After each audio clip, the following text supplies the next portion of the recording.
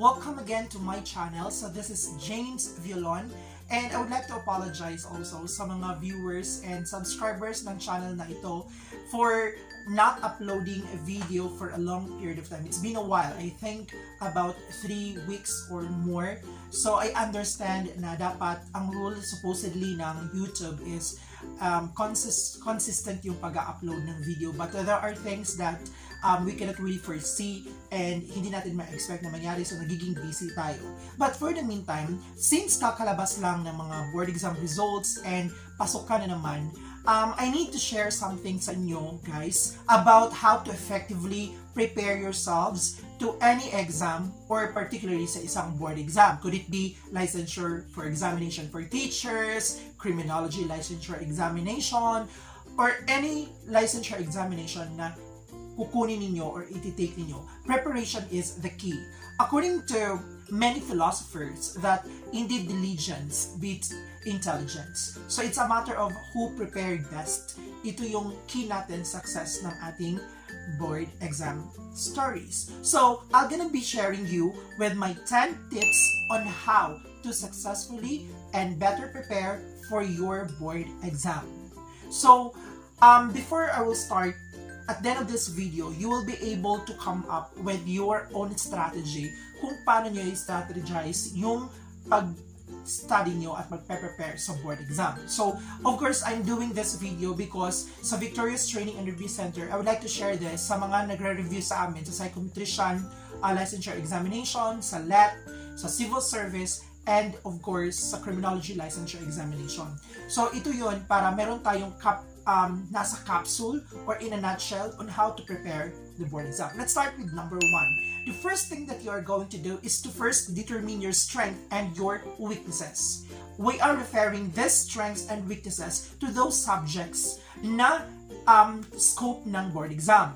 You know yourself better than anyone else, so I'm sure guys, it won't be hard for you to do it. So first, take a look at your transcript of records, or you can just assess yourself to realize what subjects you find yourself having trouble. For example, some Filipinos are not good in mathematics. So what's in for you? Take note also of your strong points. List down all of these subjects and proceed to tip number 2. So ano ba yung tip number 2 natin guys? Simple lang. Create a time frame. We need to apply time management. By creating a time frame, after listing all the strengths and weaknesses, you can now assign a working schedule for each of them. Make it one at a time. I repeat, one at a time. I said that because having a cluttered schedule or to-do list will result into information overload, which I tell you guys, it's not really good. It's really a big no-no in preparing yourself for any exam. So for example, if you're not good in math and science, this is just for an example, you may schedule a time for each of them. Let's say you'll have math for the morning and science in the afternoon, and you may review math on Monday, Wednesday, and Friday, and for science on Tuesday and Thursday. But of course, devote also some of your time to review your other subjects. You can do it for 2 weeks for a math and then move on with other ones. And for the subjects where you are good at, you may also set a schedule for them to further enhance the retention of knowledge. So again, do not forget with our tip number 2 is creating a time frame. It's very important. Now let's proceed to our third. The third one is remember the must review concepts from the areas of your board exam. So what are the very important or must review concepts na dapat nating pagtuunan? So you may start also checking with the syllabus of syllabus or the coverage of the areas sa board exam kasi the PRC is giving it ahead of time so that takers could be able to prepare and could really see what are the pointers of the board exam. For example, in the licensure examination for teachers, there are, if elementary takers ka, you have 2 areas. These are general information, general education rather, and professional education. And the other one is Kung secondary ka naman, you have general education, professional education, and yung tinatawag nating specialization mo or yung majorship mo. For example, in general education, review only the basic general concepts of each subject. Remember that you have taken most of these concepts back in elementary, or you have to recall what were the concepts that you have studied in elementary and high school. So there's a great possibility that you have forgotten them already. So the necessary thing to do is you have to review those basic concepts, because again, it's very important to always recall and understand the basic ones. So that's quite many to accomplish. So again, review each subject one at a time. We will be going back to our first pillar or principle, which is one at a time. Meanwhile, other subjects, I advise you to focus to major philosophies of or major concepts of your board exam. So there are few subjects which are frequently present in the actual examination. So no wonder there are questions that you have already encountered during your review now will really come out in the actual board exam. So based it on my experience when I took the board exam, ang dami-dami ko na-encounter ng mga questions during the review. And then, when I took the board exam, I really encountered them also on the actual board exam. So, talagang hindi waste din ang pagre-review. No, it's very helpful on our part. Now, the fourth one is to really improve your analytical skills. Now, analytical skills is very important, guys. Any board exam is all about common sense. All board exams, all exams are all about common sense and analytical skills. Most of the questions are actually situational ones and will surely squeeze your brain out. So, to lessen the difficulty, the best technique that you can use is the elimination method, or just what I said, your common sense. So, there are some observations which states that board examination nowadays contain a lot of SATA, S-A-T-A. So these are select all that apply questions. What you can do is to try answering a handful of these questions to develop your analytical thinking skills. So you may also use on what we call common sense. Okay, so let's proceed to number 5. Do not procrastinate. I repeat, do not procrastinate. Manana habit somehow became an attachment or behavior to Filipino culture. So I'm not asking you to kick it off your lifestyle. Instead, I'm appealing to you that even for a month or two, why don't you try to avoid it for a while? Let's establish self-discipline and focus on your goal. Your goal will be the defining factor for your success. So learn how to control yourself to fight distractions while having your review. When reviewing, avoid places where there are beds or a couch. The tendency is that you will have the hard time controlling your sleepy head, especially when you know there's a comfortable bed just a few steps from you.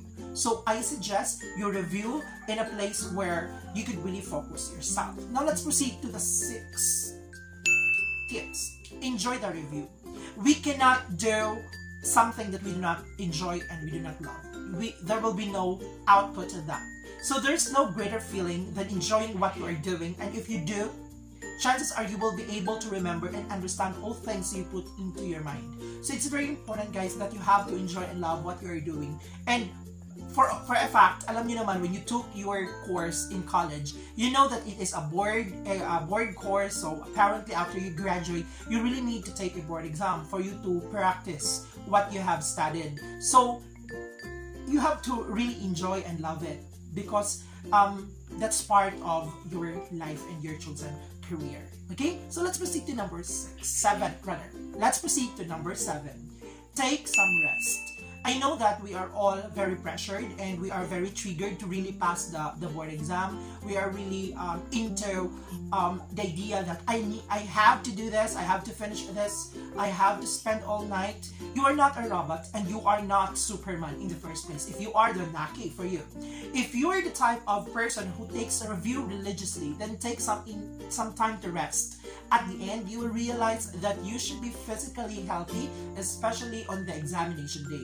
You don't want to take the exam feeling sluggish or feeling ill or feeling sick or whatsoever. So you need to maintain your physical balance. So get enough sleep and then just try to manage your time. Now let's proceed to number 8. The number 8 is being physically or have faith. No, you have to establish that you believe that God is really working for you. So having faith would really help you also ace or really conquer the board exam. Being physically fit before and during examination day is not enough. Okay, take note of that. You also need to feed your soul. You will feel good about yourself when you know that you have God on your back when you take the board exam. Pray and think every time possible to God, and He will not let you down. So that's a very important tip coming from an experienced person who already took the board exam and many exams. And thank God, all those exams that I have taken, I really did pass it all. So I just want to share this very important tip that faith to God is very important. 9. Have a peace of mind. It's important that you have to keep calm and relax. A day or night before the big day or the exam, watch a movie or have a healthy dinner with your friends. This will keep you out of stresses you had in your review. Here's an optional tip that you may apply. You may follow this or not, but before exam, do not try to bring any review material. But why? Here's the thing. When you take your materials with you on or before the examination, there is a possibility for you to get stressed. How? Okay, let's say you're a sub sa pag-aaral. Let's say, kabud kaayo ka in Visayan terms. The last minute type of person and you attempted to look at any of your reviewers' hours before the exam and found terms or concepts which you didn't know of, then it might bother you and cause you headache. Again, that would bring you no go. But as I said, this is optional and you may follow your preferences. But for me, it really works when I do not review anymore. This would really lessen my anxiety and my nervousness.